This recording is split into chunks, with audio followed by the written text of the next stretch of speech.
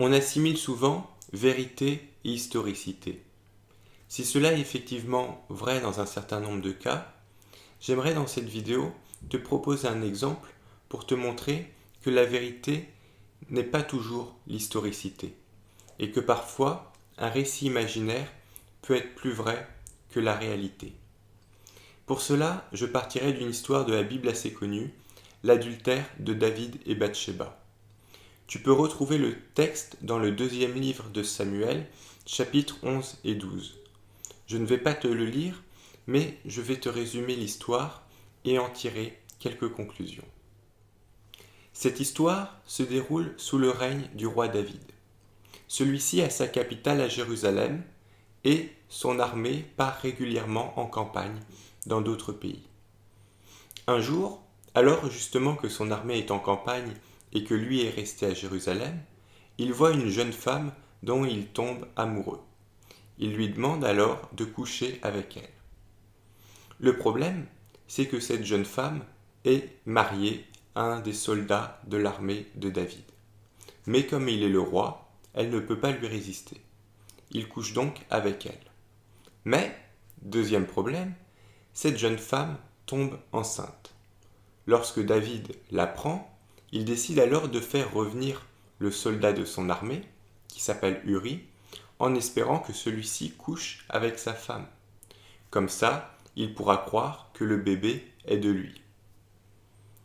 Le problème, c'est que ce soldat a visiblement une conscience professionnelle un peu aiguisée et estime qu'il n'est pas juste qu'il puisse profiter de sa femme alors que ses camarades soldats sont sur le front.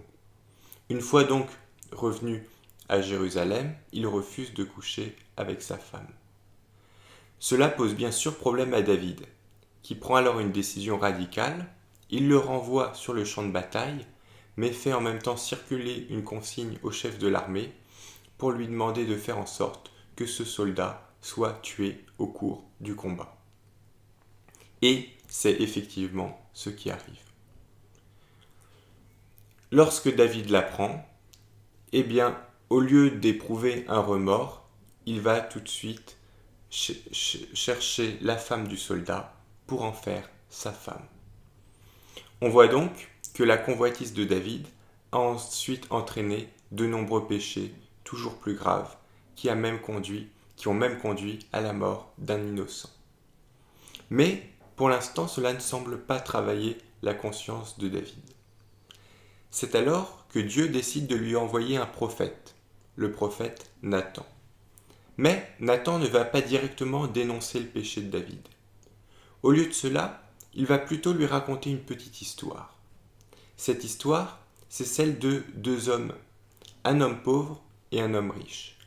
L'homme riche a de nombreux troupeaux, tandis que le pauvre a une seule petite brebis qu'il nourrit, dont il prend soin et qu'il considère presque comme sa fille.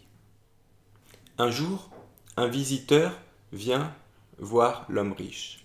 Celui-ci décide alors de bien l'accueillir et de lui offrir notamment à manger. Pour cela, il envoie abattre une brebis. Mais au lieu d'aller abattre une de ses brebis, lui qui en a des centaines, il décide d'envoyer son serviteur prendre la seule brebis du pauvre. Le serviteur prend la brebis et l'offre à l'invité. Lorsque David entend cela, il est bien sûr scandalisé et révolté, et il demande immédiatement à ce que cet homme riche qui a agi si méchamment soit sévèrement puni. C'est alors seulement que Nathan, le prophète Nathan, lui révèle que cet homme riche, eh bien, c'est David lui-même.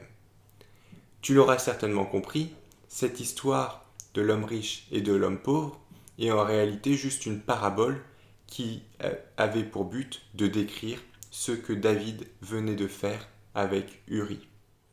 Le but n'est pas de s'appesantir sur cette histoire, mais de montrer ici comment Dieu s'est servi d'une parabole pour révéler la vérité à David. On voit que David savait ce qui s'était passé, il connaissait les faits, on pourrait dire les faits historiques, mais pour autant il n'était pas dans la vérité, car il n'avait pas pris pleinement conscience de son péché.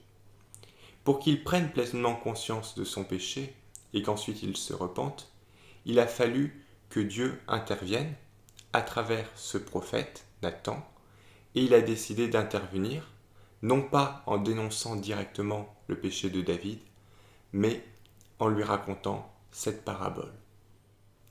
On voit donc, à travers cet exemple, qu'il est important de ne pas confondre historicité et vérité. Un récit imaginaire peut parfois être plus vrai qu'un simple récit historique des événements, parce que ce récit imaginaire, cette parabole, peut nous faire entrer dans une compréhension plus profonde des choses. J'aurai l'occasion de revenir sur ce point-là dans d'autres vidéos. Si tu as une remarque, tu peux me laisser un commentaire. Si tu as une question précise, je t'invite plutôt à me contacter via mon blog ou ma page Facebook. En attendant, je te dis à bientôt pour une prochaine vidéo.